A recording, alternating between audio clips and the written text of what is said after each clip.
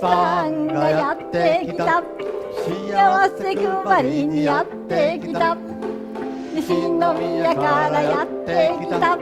幸せ配りにやってきた。やってきた。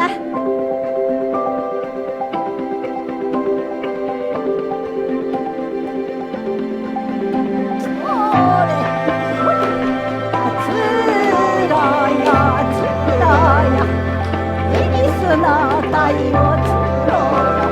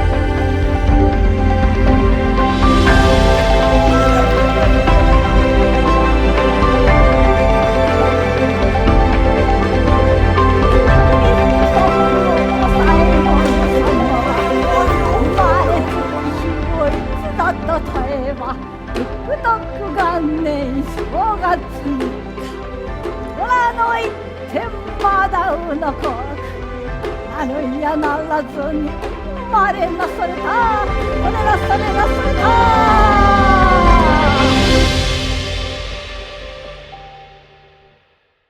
木は大量、他は満作、商売繁盛。